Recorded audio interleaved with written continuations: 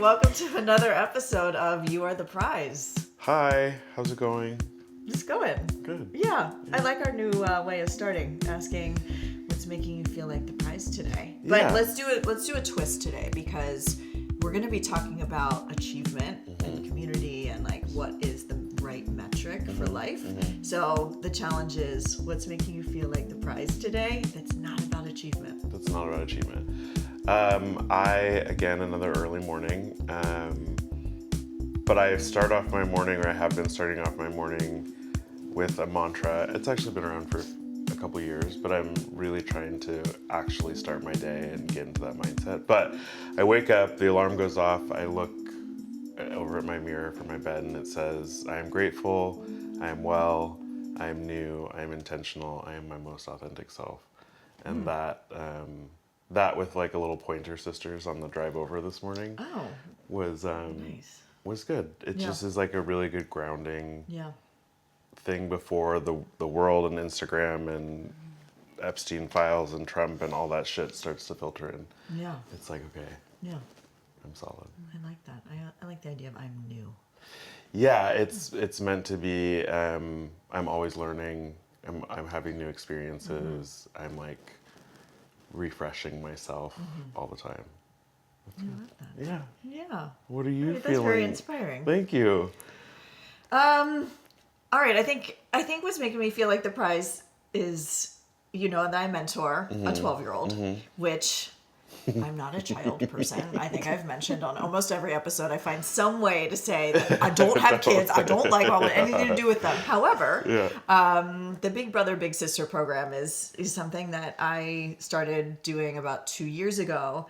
And it's been just like, there is something about being involved in someone's life that is outside of mine, outside of, what she and I like talk about and do. It's so outside of my normal world. And I find her delightful. And obviously the older she gets, the more fun it gets. Sure. And I got FaceTimed by 2 12-year-olds the other night. Yeah. And it was just a little window into, and they were both like looking at themselves, like in the camera, like it was just like, and I was like, ladies, what do you want? And it was just like, and it was some drama. It was like some school drama. They're telling me about these boys, and the boys just like drama. And I was like, it sort of sounds like you like drama. And that is why you were calling. Yeah. But it is this thing that I'm like, oh, I have become an important person to her.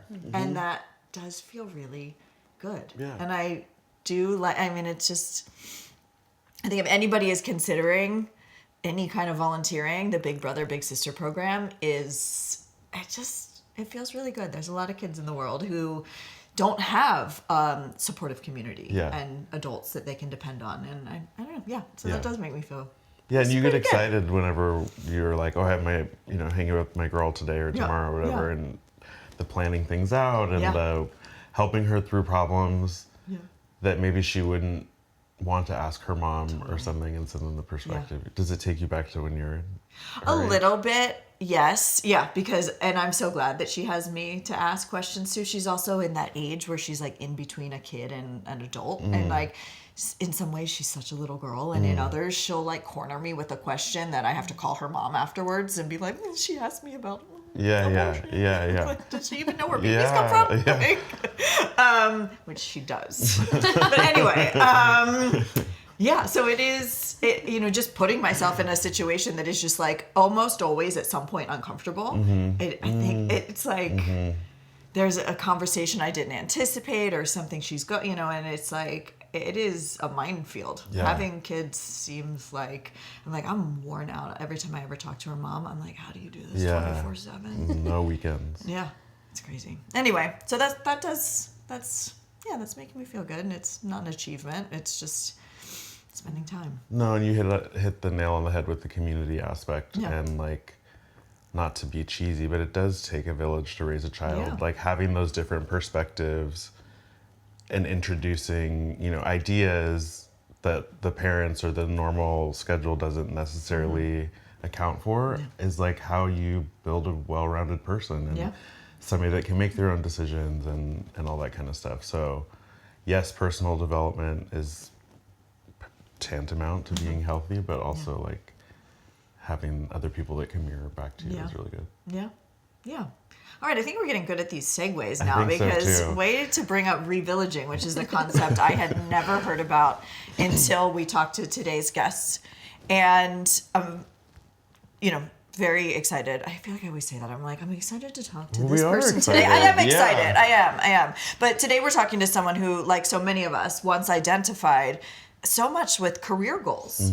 And then she started asking a different question. What if the real metric of life is an achievement, but something bigger and more connected? Emily Race-Newmark is on a mission to shift our collective orientation from individualism to community. She supports families in their revillaging journeys, which is the concept we will get into later, weaving together coaching, facilitation, strategy, and community building to help people build lives rooted in connection, accountability, and care. Thank you for being here with us today. This is exciting. I am excited to hear the journey from this place that I think so many of us start in. It's like, this is what success looks like. Go. Yeah. And, it's funny being here in LA, which is like really the place where so much of that chapter of my life was for me. Like every time I come back, I always feel this tension because I'm like, why does it feel so jarring from the life I'm living now? I'm like, oh, because the version of myself that lived here was really focused on career and play, and like there was like a lot of fun and friendship in there, but it was all rooted in what's in it for me, honestly. So I actually was having kind of like a reckoning with that as I came back here. I'm like, okay, you are that's a part of you, and you've evolved now to like understand something bigger. So I'm excited to get into this with you guys. Yay. Well, tell us how did you get to the place? What was the pivot from being oriented toward achievement and then realizing there is something bigger here. There's something more.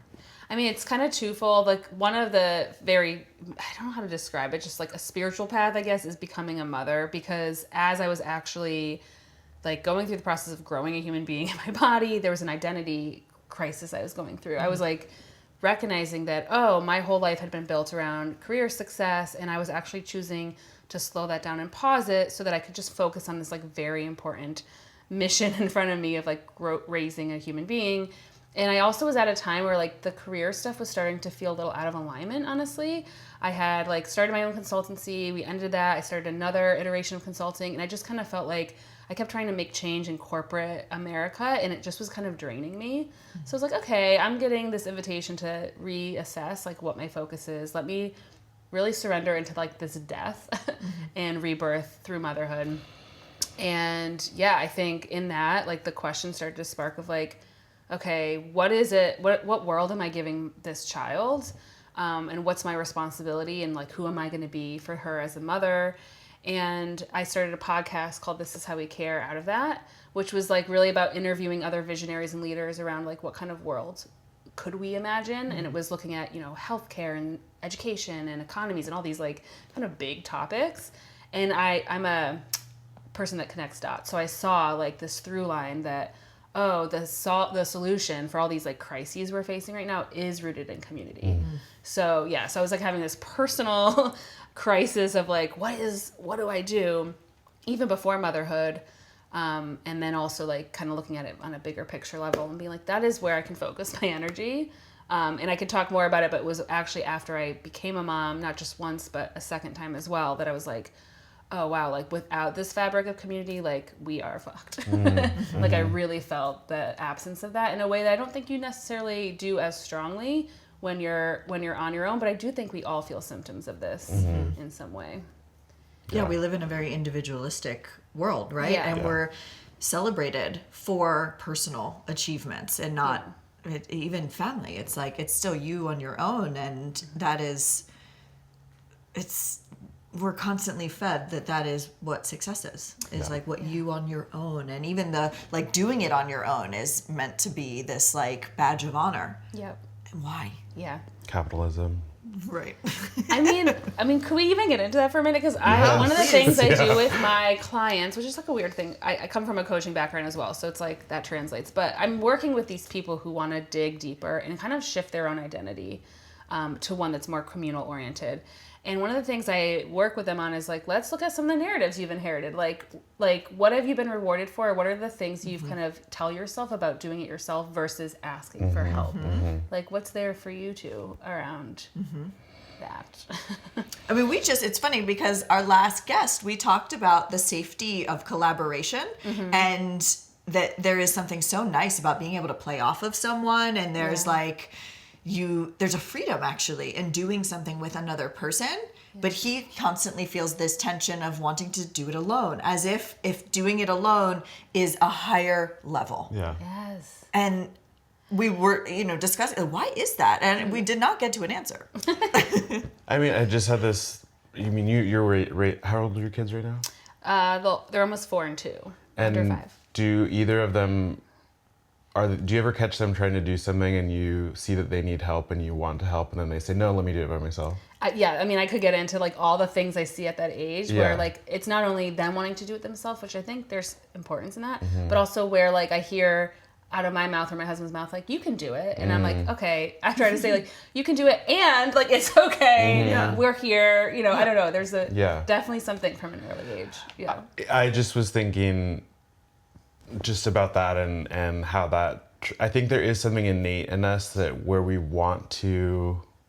see something happen and we want to be able to emulate and do that. And I think some people that we watch do that are able to do it by themselves, or we've caught them in a moment where they've learned from other people and now they can do it by themselves. Yeah.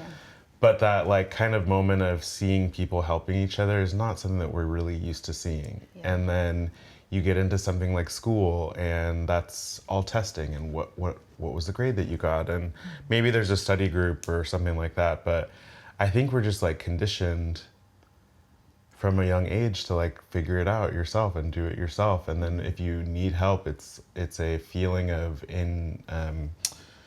I don't have it within me, or a shortcoming or something like that. And so then you almost rally even harder to be like, I'm going to figure, but yeah, I mean, my sister's 12 years older than me. So once she went to school and did everything, and I was raised in a single family household, so I didn't want to be a burden. I needed to come home and make my meal and get my homework done and all that kind of stuff. And so as an adult and getting into the corporate world, which is also a mindfuck because you have these people around you that you should be able to ask help for, but then you're kind of looked at as like, well, it's your job. I'm not going to help you do your job. So it's just like, the world isn't, the American capitalist, imperialistic, whatever world is not built for that. It's built for move out when you're 18. Yes, that. Get yourself a car, find a job, start getting a credit card, buy a house, so that you can literally become an income or a money generating, consuming thing. So it's just not encouraged to do much community stuff, and then it's just constantly reinforced. I mean, the burden piece is like, I just want to like highlight that for a minute, because that is something I hear. I mean, I hear it in my own inner thoughts. I hear it from other people like, oh, this is a burden. And I actually like saw something. I mean, there's so many other leaders out there that are doing so much in this work of like centering community again. But this idea that like it is actually a burden to be in community at times, and like also what's the bigger reward there, like what's the longer term reason for this. So I think part of the paradigm shift that I'm advocating for is like getting out of this immediacy, like quick. It's easier sometimes to do it yourself, it's quicker, but in the long run, like how is that affecting your health and like our social fabric? And like it feels so good to me when someone asks me for support, because I know we're building some sort of relational capital that I can also like lean on when I need to. Yeah. That makes sense. Totally. Yeah.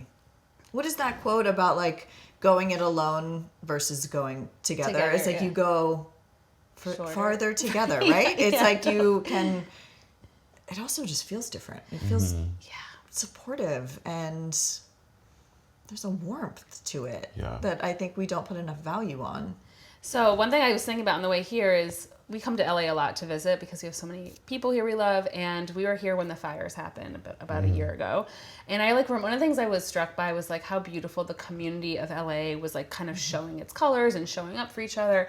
But because of the work I do, I was like, we don't need to wait for a crisis like these fires to show that part of ourselves. And like, how good does it feel to give and receive in these ways. How good does it feel to give and receive in these ways? But also, like, wouldn't that just be nice if that was the standard and we're not waiting for these moments of crisis, which I do think are happening more frequently. So yeah, it's almost like the world is like forcing us to see like this is what you need to orient around, and like why wait for it to be so intense? Right. Yeah. Yeah. Why are people waiting? Is it just habit? It's just this is what's rewarded by society. Is this Yeah, I mean, there's so many layers to it. It's Sure. like it's kind of baked into everything, like our institutions. It's kind of baked into the way that we live. I mean, if you look at the fact that like the single family home is like what we have zoning around these things. Like I've done a lot of digging, and the more I dig, I'm like, really everything's kind of built towards like don't connect with your neighbors, like buy your own things, Right. don't share. right? So you could kind of, and then I think with parenthood in particular, like when I became a mother, I kind of chose like, I'm going to try the stay-at-home mother thing. But I think a lot of parents are like in this maternity leave, paternity leave period where you go from like having your community from work and then it's gone. And so like that's a moment, right, where you see like, oh, my social fabric is really connected to my work, but not like proximity based. It's not intergenerational. Like no one's really trained or like normalized how to show up for each other unless they've had a child themselves. So like, I think, again, we've just like lost generation over generation that innate fabric that we used to just have. So there's almost like some training that needs to be done there, like rewiring that we have to do in conversations like this one to be like, oh, right, like this is what it could look like. Speaking of work, when you and I met, we were both little account kids. But then you started that transition into HR and really in self-development. Like I specifically remember you were on that track, I think. Where did that come from? Were you just starting to feel something and yeah, what was that like? I'm smiling because I'm like remembering how intense that was. Like I was, I worked at some of the best agencies and I was like climbing that ladder, and I had a therapist at the time, my first time doing therapy, where she was like, what do you really want? I'm like, I literally just want to work at a restaurant. She was like, okay, do it. I'm like, I can't. Like, I can't. She's like, do it. And so I worked at a restaurant. I quit advertising, worked at a restaurant, and it just gave me this like space to be like, who am I? I remember waiting on like some old execs from Mel at the restaurant one night, and I was like hiding in the kitchen. I'm like, I can't wait on them. Like, it's so embarrassing. And then I realized like, what? Like, what? Yeah. So I kind of had like, again, an identity like crisis, stripping down who I was. And in that, met a woman named Jasmine who like saw in me, like, you could actually bring kind of this perspective and like this core essence that I see for you back into that culture, into the advertising space, and help people like with coaching and team development and stuff. So yeah, it was through me like stripping it all the way down to zero, like forget it. And then having someone else see in me something and giving me that mentorship and like bringing me in the door. And yeah, that was really fun for a period of time until I think it wasn't. Then I was like, okay, I'm feeling kind of contained in this environment and I want to bring this out elsewhere. I think that's one of the other beautiful things about community, and just that someone like seeing you and like seeing like your potential or like a piece of you that you don't see in yourself. And it's like, if you stay really isolated and you stay with like what is comfortable or what it like just this small circle, it's like you're not getting that feedback that is super valuable. And that is, I think, must be like another one of the benefits of community and having a wider circle, is that somebody sees something in you and can like mirror back to you a part of you that you had no access to before. Because I think a big part of like realizing a new part of yourself is imagining, and sometimes it takes someone seeing that in you. Yeah. Right? Yeah. I mean, I'm so grateful. It's funny, like I sometimes find myself being like, oh, like I'm just so over that period of my life. But I think there is something in this paradigm shift too of like acknowledging and giving thanks to like the different people, the different scenarios, how they shape us. Like when I think about true village culture, like I'm thinking about these rites of passage we go through and the different moments where the village, the community comes together to like hold us through something. So I kind of hear that in what you're saying. It's like when you ask like, why aren't we living this way now? I'm like, well, because like where is that part of our social fabric? Yeah. That like we gather around someone and we say like, okay, you're moving through this now, or you're ready for this phase now. And that but that's the thing is like we don't even recognize what we're missing because we're so far removed from that experience. Yeah. Yeah. But then you have these little glimmers, and like you said, it's like sometimes it's crisis. Like people come together around a fire, but also it's like some funerals are another time that like people will be there for each other in this larger community way, and they all seem so negative. And so I think you don't think of the daily, like really some of the benefits that don't have to wait for a tragedy to feel. Yeah. Will you tell us more about the idea of revillaging? It's such a interesting concept, and just it sounds inspiring. I mean, it sounds inspiring. I think it sounds inspiring to some, and others are like, I don't really see how that fits into like the modern world that we're in now. So that's really like when I say re-villaging, it's like taking this idea of the village, which I think sparks ideas for people either of an ancient time or a different culture or a different place. It's like something over there versus like we're gonna kind of remember and like bring like literally remembering, bringing it back together into our bodies of like what it feels like to orient as a village. And obviously we're living in the infrastructure of today. So yeah, we're like take this neighborhood, for example, you can actually experience a village mindset here. It just looks like relationship on a proximate level. The other thing that's a part of this that kind of comes from this coaching idea is like connecting to yourself as the villager. So like we all have these different parts of ourselves. So if you just kind of played with that and you were like, oh, who would I be as a villager? You start to notice that you actually start relating to your environment differently. Yeah, like what comes up for you when I say that? Well, one, just starting at village, I just see thatched roofs and I like dirt. That's just the mind in my mind's eye. But then as soon as you said, who are you in the village? I was like, oh, I'd want to like entertain people. I'd want to make people excited throughout the day, at the end of the day, you know, with whether that's a song and dance or something like that, but just like remind people the joy of living as we're going about toiling in the fields or, you know, whatever we're supposed to do in a village. But or like our modern day, like the thing I think what I'm trying to say with the re-villaging part is like we are connecting kind of the memory of this or like the ancient knowing that's already in our DNA, but like we're adapting it for what is now. And so it's like acknowledging like, we do get in our cars to go to work, we're working on Zoom, whatever the thing may be of your modern reality, but like you can have you can be that person for your community, and you don't have to reserve it for just the ones that like agree with you or see like what I'm trying to say is that is a gift to everybody that is like around you in your proximate area. What would yours be? Who would your inner villager be? Well, I've shared this, that I feel like I do live in a little village, like this neighborhood, and I feel just so lucky that I happen to move somewhere where the people who live in the houses around me are like our age, kind of oriented to the world in the same way, where like we all love drinking wine. Some of us play tennis together. We have keys to each other's houses. My neighbor watches my cat. I have literally handed an egg over the fence. And there is something actually so satisfying about like, I have like hopped up on like my back. Like I've had a conversation like over the, you know, and we like, we'll yell out for each other. It's like somebody has come to my door and I have glass doors and you're like, I'm in my underwear, but come on in. You know, you're just, there is something that does feel, I mean, it reminds me a bit of college. I was going to say that, And that was one of the greatest times of life, of like, we would keep our dorm room, like the door open.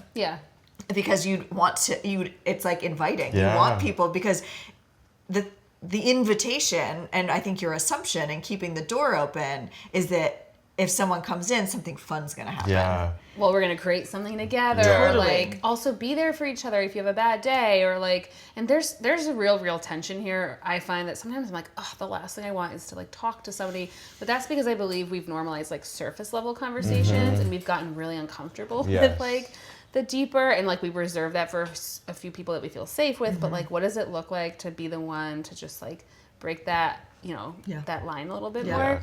And it's interesting when you said the satisfaction. Can you talk more about that? Because it's like, that's the part I'm trying to like tell people. I'm like, this is the point. Like the satisfaction of looking over the fence or giving an egg. Like, tell me more about that. I mean, I do think that there is you feel like you helped Yeah. I think we do have this, like, Yeah. something lights up in your brain when you've helped someone. You feel like you've made an impact, even if it's just like you saved breakfast. Like, there is this, like, you are positively reinforced. Like, I'm not sure which chemical, like lights up, but I think it's way deeper and more meaningful than somebody liking a fucking photo on Instagram. It is a different... Or ordering DoorDash. Yeah. Totally. It's transactional. Exactly. Mostly, yeah. And Yeah. I think there is something so nice about, it's like the feeling of when you cook a meal for someone, and it is giving, but it also is so nourishing to you as the person who provided that. Yeah. And there have been times where you think you don't want anyone to come over, Right. but it's like, you actually feel really good. And when you do it often, it's never surface, because you're always picking up where you were before. We're checking in on a level that, like, it's a continuing conversation. And to have that with someone, you know, the feeling of, like, the great friends that you haven't seen in 2 years, but you pick up right where you left off. The only reason that works is because you have a deep history. Right.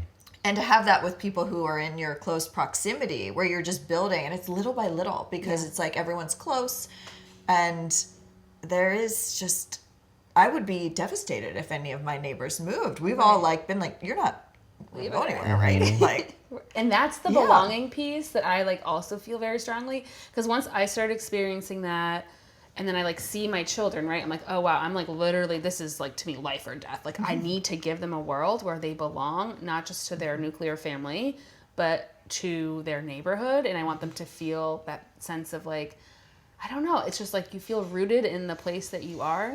But one thing that's interesting, because I was leading a call, I have this, like, online community called the Third Space. Have you guys heard of Third Spaces? Yeah, so built off of that idea that, like, what are the gathering spaces where relationships can form?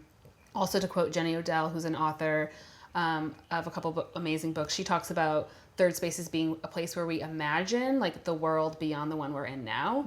So the third space is this, like, online practice space where we, like, keep this conversation front and center each month with different ideas. And someone brought up on one of the calls, like, this reminds me of college, like, where I didn't have to effort. It was just easy. I opened my door and relationships could happen. And I'm like, that is so interesting that, like, we get this very rich experience, but then that kind of disappears. But also that's a very peer-oriented version of the village. So what I mean by that is, like, you're in community with everyone your age, more or less, similar stage of life. There's, like, a definite gift in that. But, like, I live in a neighborhood now where my neighbors are, you know, like, grandparent. Like, they are 40, 50 years older than me. And I have friendships with these people because I realize, like, why would I think, like, we can't connect? Like, why would I think that? And one of my neighbors, we bake sourdough together because I made her bread. She was like, this is so good. Can you teach me how to make it? So we spent, like, a full day making sourdough together. And now, like, if I have a bad day, which I've had, like, those days where I'm like, I just, like, cannot, and I'm, like, having to take care of my kids and shit's happening, I know I can go knock on her door and she will, like, take care of me. And she kisses my kids on the forehead and, like, gets them gifts and, like, loves them as if they're her own grandkids.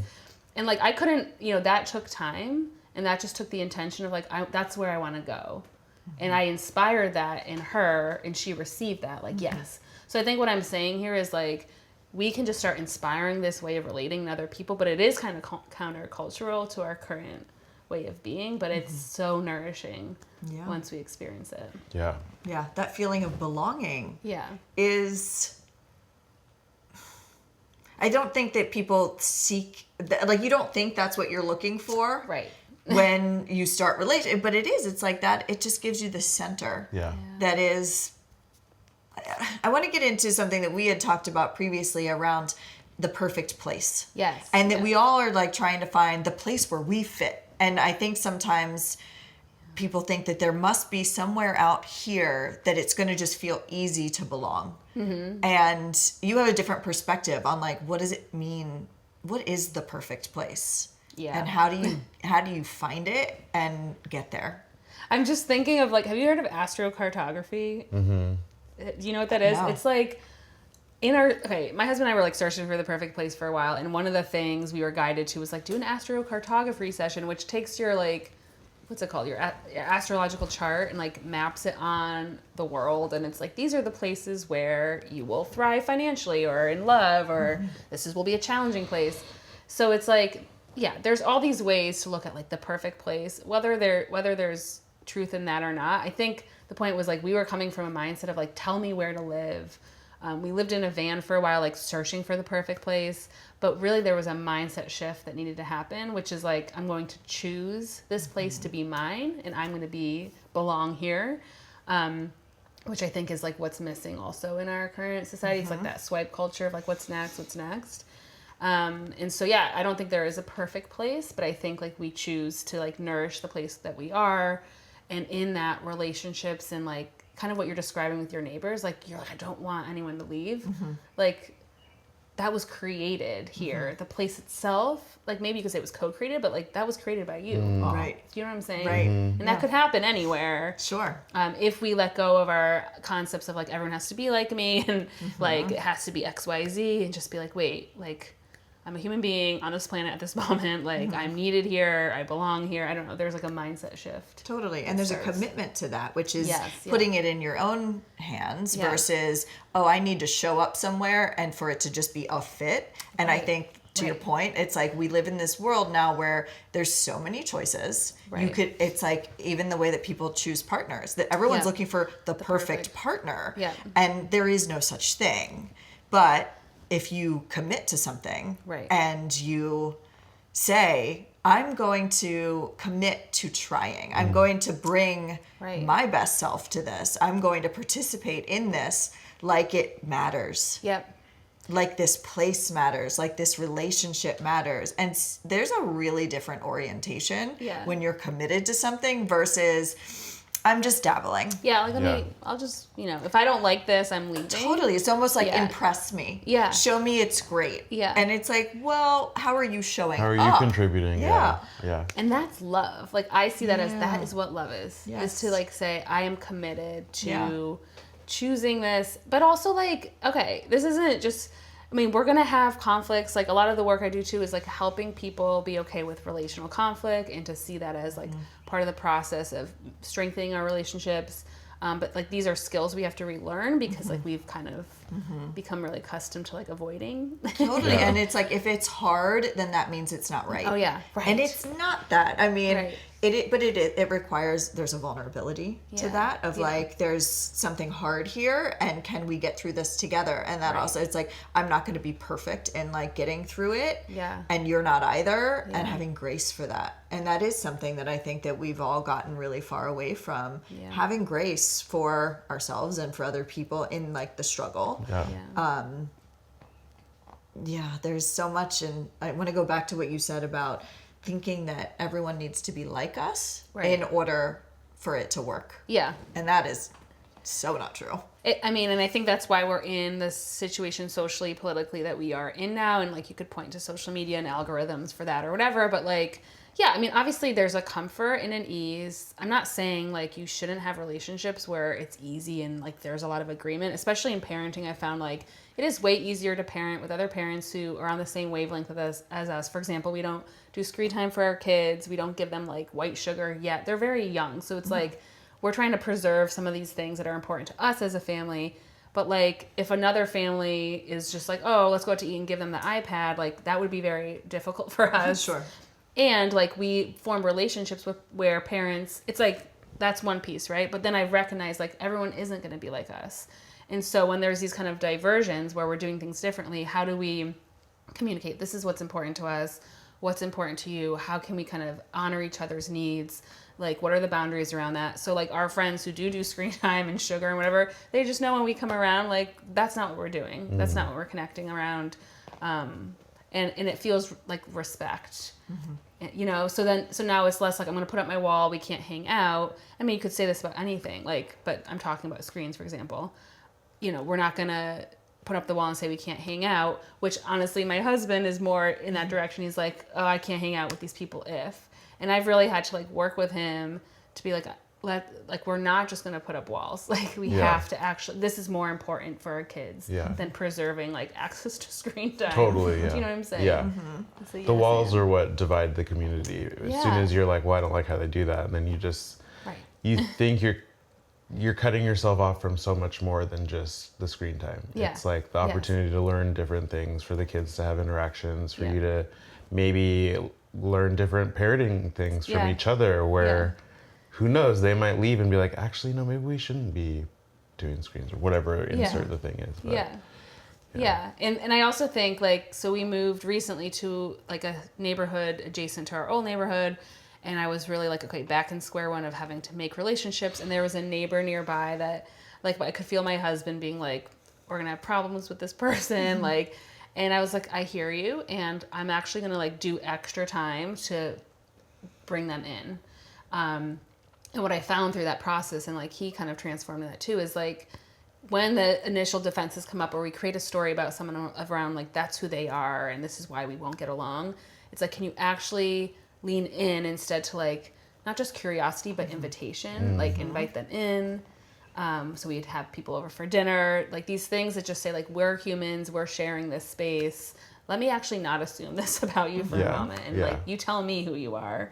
You know, I've had that experience a number of times where somebody kind of like rubs me the wrong way. I can't quite put my finger on it, and I think like every time they're, and I realized it is almost 100% of the time something about me. Yeah, I was going to say, what are you learning about yourself? Yes, I'm like, why yeah. does this particular thing bug me? Yeah. And now I get curious about it. Yeah. And I had that experience a couple of years ago. I was at a writer's workshop and there was somebody in my group who just, I was like, ugh. And I decided to lean in, and she's become one of my like favorite people. And I loved, you know, she just is oriented differently around like questions and craft and like things where I'm like, just fucking write, you know, and like, and I realized that was my own defense, actually, that she was so much more precise around the way that she worked. And I found that threatening, I think, because it was, I was like, oh no, maybe I'm doing it wrong. Right. And that was actually what I was being shown. That's what was rubbing me the wrong way. She's fantastic. But I could have told myself the story that she is uptight and I don't have anything in common with somebody who writes in that way because that must mean all kinds of things about her. And none of that was true. And it was such a good learning. I love that. Good for you. Thank you. Thank you. I mean, really there are times though that you're just like, I can't with this person. Right. But there's allowances. There's allowances. And I see it too through the lens of capacity. It's like sometimes we just like don't have as much capacity to like meet someone who's different than us in that moment. But like, can we have a longer term commitment? Back to the commitment thing of like, okay, what's the end goal here? Am I just trying to create a world where we're further divided, further separated, isolated? Like I actually feel alone, even though I'm around people? Or am I creating a world where like there's belonging and collective care and like we see our shared responsibility to this planet in this moment? Like you get really, I get very passionate about it because I'm like, who else is going to save this moment than us? Like, but you know, it starts with relationship, and that's the other paradigm shift is like, you've talked about this on another episode with Ian, the wine guy. Yeah. I call him Ian, the wine guy. That like he talked about, or you talked about, Lex, like the difference between transactional and relational in a restaurant. And it's like, that's what I'm really vouching for too, is like we become accustomed to transactional because it's quick and easy and like we have access to all this stuff. But like what's missing is like that slower, longer, messier process of relationship, which is actually the most rich thing that we can have. Yeah. And you need robust relationships to develop as a person, as a human. Yeah. So like to the, you know, a lot of your focus is on like personal development, self-development, which I like hold and I really am that too. Right. And then I like hold that with the and of community development and like, you know, how is our community testing us, teaching us, encouraging us to grow? And there's like a certain layer of that development that you can't do on your own. Yeah. So because you do need the mirrors. Yes. Right? Exactly. You need other people to give feedback for you to even see. And I think that is the, you know, the danger of so much time alone online, talking to people who are just like you, who already share the same beliefs. It's like there's no tension there. There's no reflection because you're just being validated for what you already believe, and so you stay stuck. There's no growth in just being told you're right all the time. Yeah. And that's kind of like stagnant. Right? Yeah. You know, another thing I get like passionate about, you know, because I'm now a mother, is like the isolating experience that is parenthood in this paradigm, because I think we're disconnected across difference. So like, I remember feeling like, okay, I'm about to become a mother, and that means I'm now going to be grouped in this group of moms. I'm in the mom club now, and that felt very like confronting for me, because I was like, how will I be perceived? But really what was there is like, I don't want to be forgotten. And once I joined the mom club, like, I'm just a mom. Whereas like, you know, what I'm really passionate about is like, we don't have to just encourage everyone to like get married and have kids. Like, that doesn't have to be the narrative. It should be like, there's these different ways to experience the joys of being in a child's life without having to give birth or raise them. But like, everyone plays a role.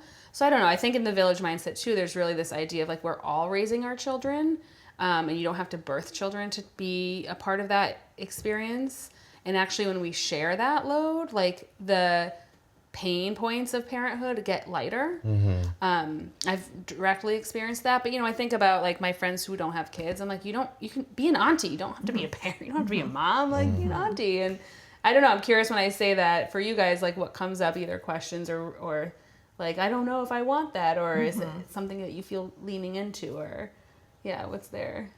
I mean, I definitely don't want kids. Good to know. But I'm an uncle, you know, from my sister and her husband. They have 3 girls, and it's been a highlight of my life to watch them grow up and to, you know, dip in as fun uncle, and support them. And then, you know, so many of my friends have kids, and it's fun to drop in and be different than who their parents are, and give the parents a break for a second, or give the kids a break for a second. And so there is definitely joy, you know, in that, and playing my role in the community in that context. I don't know. Yeah. I mean, I feel the same. I mean, that is what drew me to doing Big Brothers Big Sisters. Is I'd always tutored, and there is something about like sharing knowledge with people, and like kids are crazy. There is just a wildness to children and the way that their brains work that, I mean, I find little kids almost like intimidating, because you have absolutely no idea what's going to, I mean, it's like, it is like a tiny drunk person. I have watched parents with kids where like this kid is naked and on the street and just keeps dropping stuff, and this little naked person is just like constantly picking things up and just like being wild, and you're like, why would anyone choose this? It's like being with your worst drunkest friend all the time, but you can't yell at them because they just but the spirit of it is so, there is a joyfulness to kids that is very sweet, and it is kind of like life affirming. Well, yeah, in my experience through motherhood, which I think is like what I'm trying to pitch to everyone, is like, okay, you don't have to become a mother to experience this, but you know, you start to meet from a personal development lens, like parts of your own inner child through like seeing, you're like, oh my God, talk about a mirror. You're like, oh my God, like I remember feeling that way as a 6-year-old, but I'm not going to project that on you. But like, so same with like relationship with elders, which I feel very strongly about too. Like we need to bridge that relationship.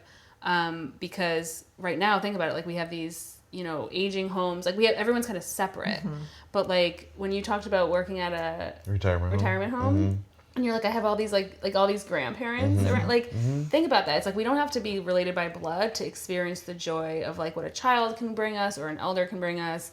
And actually, like, there's wisdom that we pass along to each other, so it's reciprocal. So you're not just like helping that child work through a problem that they're having, but you're helping a part of yourself. Yeah. Like remember what you wanted someone to Yeah. say for you. Yeah, I know? think it is. I mean, as you're saying that, I'm realizing that it is kind of healing to be with a 12-year-old when that is actually the time in my life where I was most awkward.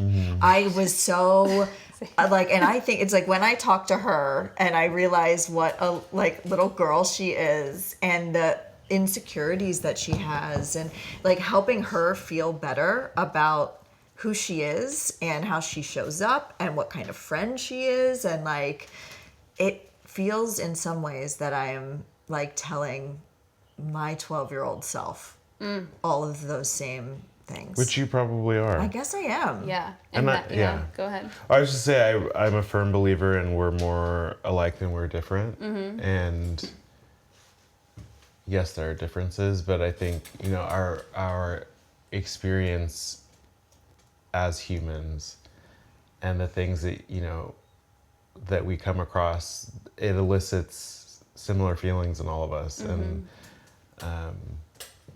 And when you have that community and you have it reflected, or you have a big brother, big sister, or something like that, it really just reminds you like, oh shit, you're also going through this. I'm not alone, actually. Right. And I think that's really, for me at least, that's always really powerful. And every time, shocking. Yeah. You're like, what? You also feel that way? And Yeah. it's just like, it's Yeah. like I never learned the lesson. You know, we're so in ourselves, but Yes.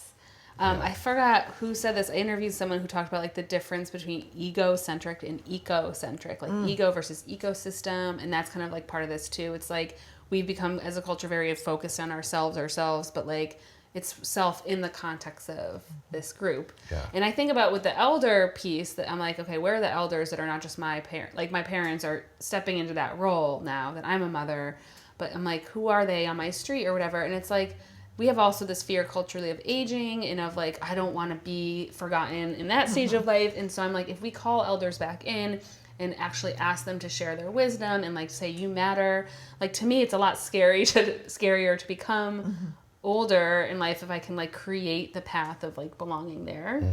And I can also like learn from them, like what do you wish you had? I don't know. There's like a way of, seeing what's to come and not just what was. yeah. If that makes sense. Yeah, I mean, all of these journeys were we are building ourselves and strengthening ourselves. But again, that's through the context of our interactions with other people. Yeah, right. And how do you show up, and what does this person trigger in me, and what does that mean, and how can I show up in a more positive way, or I don't know what I'm saying, but. So one thing I want to like also talk about with you guys is a sense of purpose that this creates. So like you're kind of touching on it, right? Like we're developing ourselves, but it's not just so that we can live alone by ourselves. Like it's like for something. And what I found as someone who used to be really career oriented is like my purpose is really focused on this company or this mission of this, you know, whatever, either my own company or the company I worked for. And I think there's like a piece of purpose that we miss when we aren't connected to our communities because it's kind of what you started off with the start was like, there's a sense of purpose and literally like knocking on my neighbor's door and just like saying hello and like seeing that like, I don't know what's going on for them in that moment, but like now they're being seen and I'm like inviting them in. Yes. And like, I currently am very involved in a nonprofit in my neighborhood because like, there's a shared purpose of like, we live on the same street and whatever happens to this nonprofit affects me. But like, I just feel more, I don't know. I just am like, this is like, work that I love doing because it's proximity based, if that makes sense. So I'm curious what you guys think of that. There's an interesting thing that you had said, I think when we first spoke about like all of this together gives you this feeling of security, like being like very securely attached in your life. And that like often you think about like attachment as being just with a partner. And it's actually so much more. It's like, because like feeling secure is a feeling that's like comes from inside of you, but is about your whole environment, right? It's like, how do I feel safe here, and Yeah. that is proximity based. Yes. And like feeling purpose, I think, is one of the best ways to feel very like secure in yourself, is knowing that you're pointed towards something that matters. Yep. Yeah, I was thinking about the attachment thing. So again, through parenting, there's like this whole attachment parenting conversation that's really prominent right now. Maybe because we like didn't experience that as kids, I don't know. But yeah, so one thing I was like dissecting is like, well, wait a minute, it is not sustainable for one parent, two parents to be the only attachment figure for this child, because I burn out, I'm exhausted, like I get stressed, I have bad days. But like this idea of communal attachment means that like the nervous system is shared and my child feels safety and belonging with many caregivers, and like we have a relationship, so that like, yeah, it's not in a vacuum that she has these connections. So yeah, so like right now, if we went for a walk down my neighborhood together, my child would feel like secure attachment with multiple people. And that to me feels really, really important for her to like know. That also completely impacts the way that she sees and experiences the world. Yeah. The world isn't something she has to hide from. Right. It's an adventure. It's Yeah. like, and within reason, In that we place. live in 2025. Yeah. Shit's, but Right. in that place, she can feel like I can thrive and I can grow and I can express myself, knowing that there's safety around that versus a more limiting experience. Yeah, and I think it's interesting, right? Like, because there's also a piece of this is like, is this just extroversion, or like, I don't know. There's a part about it that I've had to dissect. So like my kids, if they see someone they don't know, they're not just running up to them and like they're saying, hey. And I don't think that's the goal. Like they're attuned from a place of like building trust and relationship first. But yes, in the place where they're known and they feel, like I'm hoping that they will feel a sense of responsibility to that place as well. And like we are teaching them values of like we take care of our neighbors. Like we're not just taking from people. Like we saw an ambulance at our neighbor's house the other day. We checked in, and then we like spent that whole day making a care package for them. And like to me, I'm like, this is the most valuable lesson right now. It's like, let's like overextend ourselves. Well, and empathy is under such attack Yeah. right now, just the state of things, that you forget how powerful that can be for somebody to just be checked on and to know, like, you might be a widow or widower or whatever, and you feel alone, but actually there are neighbors that will bring you a care package because you aren't alone. And Who are paying attention paying enough. Paying attention, yeah. Yeah. And it was inconvenient because like we were having friends over that night for dinner. My husband's like, you're running out right now. I'm like, yes, we gotta go. We gotta make this. But like, so, something could be said for like doing too much, right? Like that's something always, but I do think there's a sense of like, no, it's gonna feel like a stretch at times, and that's okay. Yeah. Right. Yeah. Right. Going back to the original thought around like being a burden, not wanting to be a burden. Right. But then actually there is like about stretching yourself. It's like there's a reward in that, which also means allowing others to help you, because it is reciprocal, and it isn't being a burden. No. It is being a person in community. Yeah. We moved. So when we moved a couple months ago, everything went wrong. Like we lost water. Like the water was contaminated. Basically, there was like a stretch of a week to 10 days where we couldn't actually live in the house that we just moved into. And what was interesting is like I didn't ask for help, but people were showing up with meals. We were able to stay at friends' houses in walking distance. Like we did all of our dishes at someone else's house. Like there was just a lot of like that communal support showing up. And my husband and I looked at each other, we're like, this is a product of what we poured into our community before this moment. So it's like, I don't want to see it as a transactional, like we gave this and now they're giving this, but it's like, I didn't know that moment was going to happen. Yeah. And it was just such a testament to like, oh, it does really matter when you do those little things. It's an exchange. Yeah. Which is different than transactional. It is, It's like, yeah. it's a, Like an investment of your time, I think is how I think of Yeah. it, versus your investment of your money. Yeah. Yeah. Yeah. And it's like it's like when there's an energy exchange, the energy multiplies. Yeah, like just like if we contagious. want to go into like physics, like you actually make something greater, it's like and isn't that exciting to think of like you kind of build something bigger than you could have just had on your own. And yes, you will be inconvenienced. You will. Yeah. But isn't it worth it? Yeah, like what's the point really? Isn't that the point of life, is to like feel like you belong, to have purpose, to feel connected to other people, or is the point to like get a lot of likes on Instagram and No. like I Right. don't know, own It's- a lot of things? No, Like, it's to help each other. It's to is. help each other Yes. through this earthly, worldly, materialistic experience, and to remember the higher vibrational things and frequencies, which is generosity. and love and It's love, gratitude, right? and I mean- like helping each, helping the single, my mom.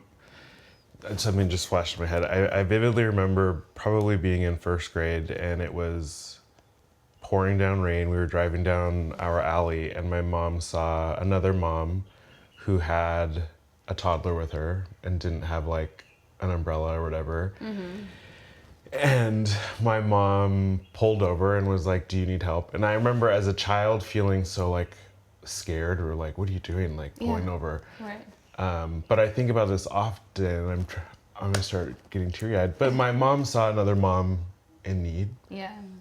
Saw herself, I'm sure, Right. in this, and oh my God, this woman is walking with a child, I think with groceries, and it's pouring down rain. I'm going to help her. And I think those little things are like what community is about. It might be inconvenient that we were on our way home and it's raining, we're gonna have to go. Right. But actually, what's more inconvenient is this mom with the child who's in pouring down rain who doesn't have coverage. And those are the little things I think that can inject life in you when you're feeling like you're alone and you're not able to do this. It's like, oh no, actually there is somebody that could be looking out for me and helping me. And then, however that act that my mom did impacted her, and then maybe she was able to do something for somebody else. But That ripple effect. yeah, that ripple effect. I mean, that's such a beautiful memory, and like hearing that, I'm reminded of, right, and like, so it's easy to extend ourselves to people who are minus of ourselves, and it's like, I'm the mother, I see myself in you. I think the work that I'm cultivating myself and wanting to spread a message around is like ancient work, right, of like spiritual work, of see yourself in the other that isn't necessarily like you. And it's like, because that's really what we need right now. Like you can feel it, right? Like we just so badly need to come back to like, right, we're actually like, you are my neighbor. Yeah. that Yeah. idea. Yeah. Yeah. That's such a beautiful idea. Yeah. And I mean, I every time I talk about this, I'm like, I didn't make this up. Like, this is, again, like, you could point to so many cultures. Like, there's a lot about the indigenous worldview that you can point to as well. Like, this is something that hasn't been lost from that way of living. So I just always caveat that to say, like, I'm not the person that created this. I'm just pointing to it because I feel the pain point of it. And I think the more of us that can be modeling this, there will be that ripple effect. And, like, yeah. What would be possible Yeah. with that. I think that's a beautiful point to wrap it up of like, Yeah. how can people show up in their communities and be the prize there? Yes. Right? And it's not about like what you are doing for yourself, but like, what can you do to contribute to making this world a better place? Yeah. And you can do it really, in your neighborhood or, Yep. but Local. looking outward for what other people might need. Yeah. And I love how you put that. It's like you are the prize for your community. So like whoever you are inherently, like there is a gift in that. And this idea of the gift economy, like, right? Like that we just by being yourself are giving a gift to other people. So But you actually have to show up and do it. You actually have to show show up. up and like be yourself in presence with other people. it's just a mindset shift, just switch the light. Yeah. Yeah. Yeah. Thank you. Thank you. Thank you. This So is so great. inspiring. I'm Yeah. like, we just had new people move in. I'm gonna go talk to them. I've like seen them from afar, but they're about to get a knock on their door. I just want to say, like, for me, it was always scary to do that. Like, I am pretty socially introverted, and like, I had a lot of anxiety. Like, knocking on someone's door at first was very. I'm like, what if they think this is weird? Yeah. Yeah, but like, be weird. Be weird. Like, we need to disrupt what's happening right Yes. now. Yeah. So Yeah. yes, do Love it. Thank you again Thank so you. much. Thanks for being part of my community, Alex. We've Yeah. known each other so long and introducing me to Lex and Yeah. your beautiful team. So fun to be here. Thank you. Thanks for joining us. Make sure you like and subscribe wherever you get your podcasts. You can also find us on Instagram at youaretheprize_pod and on TikTok at youarethePrizePod. We'll see you next week. See you next time. Thanks for joining us on another episode of You Are the Prize. Until next time, go do something that feels like you. And we hope that means liking and subscribing. Find us on Instagram, TikTok, and YouTube. And don't forget to check out our other episodes wherever you get your podcasts. This has been a Studio Stab production in collaboration with the Champ Effect and Alt Entertainment. Original music by Scott Martin.